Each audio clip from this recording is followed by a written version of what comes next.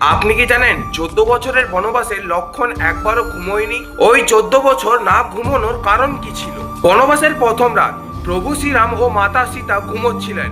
তখন লক্ষণ জেগেছিল। তখন উনি ভাবলেন, আমি যদি ঘুমিয়ে পড়ি তাহলে দাদা আর বৌদি রক্ষা করবে কে? সেই মুহূর্তে নিদ্রার দেবী ওনার সামনে এসে উপস্থিত হন। তিনি লক্ষণকে বললেন, কোনো মানুষের পক্ষে 14 বছর জেগে থাকা সম্ভব নয়, কিন্তু তুমি 14 বছর জেগে থাকতে পারো যদি তোমার ভাগের নিদ্রা কেউ গ্রহণ করে। তখন লক্ষণ বললেন, আমার ভাগের নিদ্রা কে নেবে? তখন নিদ্রার দেবী হেসে বললেন, তুমি হলে শেষনাগের অবতার, তোমার স্ত্রী উর্মিলা তোমার ভাগের নিদ্রা নিতে পারবে। এরপর লক্ষণের স্ত্রী উর্মিলা গভীর নিদ্রায় চলে যায়। এটা ছিল 14 বছরের নিদ্রা। তারপর লক্ষণ প্রভু শ্রীরাম ও মাতা সীতার রক্ষা করতে থাকেন। 14 বছর পর যখন বনবাস শেষ হয়, লক্ষণ যখন অযোধ্যায় ফিরে আসে, উর্মিলাকে দেখে তার চোখ দিয়ে জল নেমে আসে। তারপর উর্মিলার নিদ্রা ভঙ্গ হয় এবং 14 বছর পর লক্ষণকে দেখে তিনি প্রথমবার হাসলেন। তখন লক্ষণ উর্মিলাকে বললেন, তোমার এই ত্যাগের জন্য আমি আমার কর্তব্য পালন করতে পেরেছি। মানুষ প্রভু শ্রীরাম ও মাতা সীতার ভালোবাসার কথা মনে রেখেছে,